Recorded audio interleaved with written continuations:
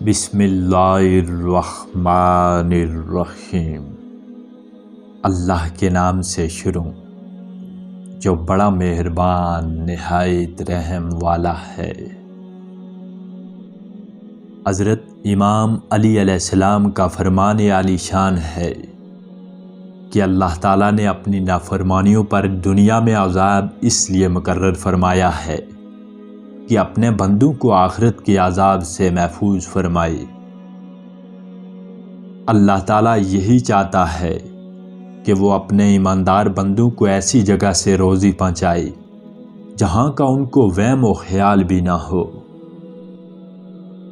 اللہ تعالیٰ کے دوست وہ لوگ ہیں جو اپنی موت کو قریب خیال کرتے ہیں اور اپنی امیدوں کو چھوٹا سمجھتے اور اپنے اعمال صالح زیادہ کرتے ہیں اور لغزش کم کھاتے ہیں۔ طلب روزی میں نیک طریقہ کار اختیار کر اور اس کے حاصل کرنے میں زیادہ کوشش و اصرار بھی نہ کر۔ دنیا کی طلب میں زیادہ کوشش نہ کرو اور جائز طریقے سے اسے حاصل کرو۔ آپ علیہ السلام نے فرمایا کہ اللہ تعالیٰ کے دشمنوں سے الگ ہو جاؤ اور اس کے دوستوں سے میل جول رکھو۔ اللہ تعالیٰ نے اپنے بندوں کو خالی اور بیکار نہیں چھوڑا بلکہ ان کو یا تو اپنی رضامندی کے راستے پر چلایا ہے یا ان پر اپنی حجت قائم کر دی کہ اس کے بعد ان کو کسی عذر یا معذرت کی حاجت نہ رہے۔ گناہوں کے بخشوانے کا اچھا وسیلہ استغفار ہے اور گناہگار کا اچھا سفارشی اس کا اعتراف اور اقرار ہے۔ 3 چیزیں آدمی کو ہلاک کرنے والی ہیں: عورت کی فرمانبرداری کرنا، غصہ کرنا اور شہوت پرستی۔ 3 باتیں ہلاکت میں ڈالتی ہیں: بادشاہوں کے حضور میں جرأت و دلیری، خائن کو امین بنانا اور تجربہ اور آزمائش کے لیے زہر پینا۔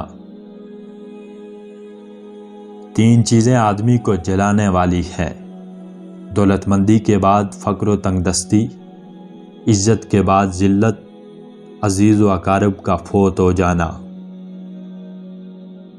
جو شخص اپنے خیرخواہوں کی نصیحت کے خلاف کرتا ہے وہ ہلاکت میں پڑتا ہے۔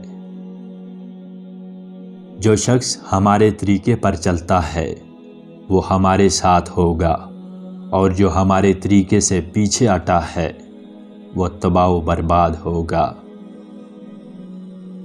جو شخص کام کرنے کے بعد اس کے نفع اور نقصان کو سوچتا ہے وہ بہت جلد ہلاک ہو جاتا ہے۔ پاؤں کے پھسلنے کا علاج آسان ہے مگر زبان کے پھسلنے میں ہلاکت جان ہے۔ جو اللہ تعالیٰ کی اطاعت اختیار کرتا ہے وہ جنت کی نعمتوں کا مالک ہوگا اور جو اس کے عذاب سے بے فکر رہتا ہے وہ ہلاک اور تباہ ہوگا۔ مصیبت میں صبر نہ کرنا اور اللہ تعالیٰ کے خوف سے نہ ڈرنا اور اس کی ہدایت کے راہ پر نہ چلنا ہلاکت کا موجب ہے۔ آپ نے فرمایا کہ ایسے شخص پر رحم کرنا جو خلق پر رحم نہیں کرتا اللہ تعالیٰ کی رحمت سے روکتا ہے، اور اس شخص پر مہربانی کرنا جسے مخلوق پر مہربانی نہیں امت کو ہلاک کرتا ہے۔ جو شخص اپنی قدر معلوم نہیں کرتا وہ ہلاک اور برباد ہو جاتا ہے، اور جو شخص اپنے کام کا انتظام نہیں کرتا وہ بھی تباہی اور ہلاکت میں پڑتا ہے۔